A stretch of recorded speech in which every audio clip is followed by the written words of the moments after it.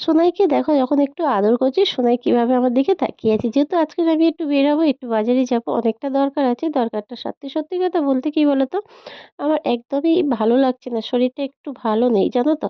শরীরটাও খুব খারাপ, ঠান্ডার মতো লেগেছে, কিন্তু কিছু করার নেই।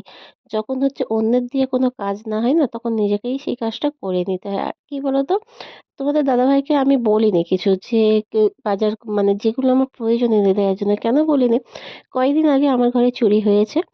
বেশি দিন হয়নি, 6-7 দিন হয়েছে। আর সত্যি কথা, চুরি হওয়ার কারণটাই হচ্ছে কিন্তু তোমাদের দাদাভাই। কেন, ও হতেই আমার এত বড় ক্ষতিটা হয়ে গিয়েছে। আর সবসময় ওকে যে জিনিসটা মানা করি না, ও ঠিক সেই কাজটাই করবে। জানি না, ও ভাবেই হয়তো যে আমি ঘরের লোক, মানে ওর তো ঘরের বউ, আমি যেন ওর খারাপটাই চাই, আর বাইরের লোক ওর ভালোটাই চাই। ও মনে হচ্ছে এটাই ভাবে, জানো তো। আমি যে মানে যাকেই পছন্দ করি না, যে তুমি ওর সাথে চলো না, ও ঠিক ভালো নয়, ওর চোখে সেটা পড়ে না। ওর চোখে মনে হয় সেই যেন ওর ভালো চাই, কিংবা ওর ভালো, কিন্তু সেই হচ্ছে বেশি করে ওর বাঁশটা দিল।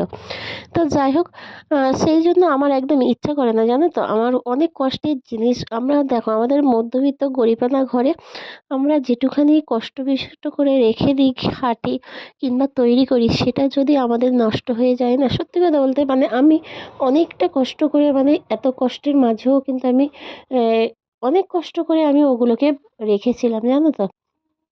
তা যাই হোক, অনেক টাকাই আমার ক্ষতি হয়ে গিয়েছে।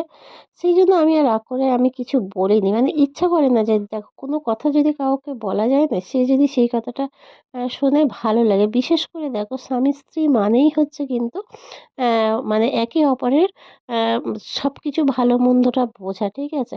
কিন্তু সেটা বোঝে না, ও ভাবে যেন আমি খারাপের জন্য বলছি। আর অ্যাকচুয়ালি সম্পূর্ণ ও যদি তাকে নিয়ে যদি আমার ঘরে না ঢুকতো, তাহলে কিন্তু আমার এত বড় ক্ষতিটা হতো না, জানো তো। তা যাই হোক, এই যে আমি আর ছেলে একটু বেরিয়েছি, কেন আমার বেশ কিছু সেলাইয়ের মালপত্র কেনার ছিল। তারপরে হচ্ছে ছেলের টিউশনিতে যাই। জুতোটা ঠান্ডার সময় তো, ও যায় সকাল 6টার সময় করে, ঠান্ডার সময় ওর জুতোটাও ছোট হয়ে গিয়েছিল। সেই জন্য আমি ভাবলাম যে ওর একটা জুতো কিনে দিতে হবে। আর এইসবগুলো কি বলতো, আমি যেটা ভাবি যে ওকে যখন কোনো কাজ বলা হয়, করছি, করিয়ে হচ্ছে, হয়, এটাই ভাবে। সেই জন্য আমি ভাবলাম আমি নিজেই চলে যাই, তাই আমি নিজে চলে এসেছি। আর এদিকে হচ্ছে ছেলের জ্যাকেটটাও ছোট হয়ে গিয়েছে।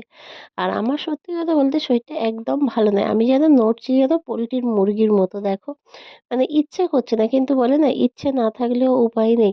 তাই এই যে চলে এসেছি জ্যাকেট দোকানে। আর এই দোকান থেকে তোমাদের দাদাভাই সবসময়ের জন্য ড্রেস কেনে। আর সেই সূত্রে ছেলেকেও এই দোকান থেকে ড্রেস কিনে দেওয়া হয়। তা একটা ওর জন্য জ্যাকেট নেব শীতের।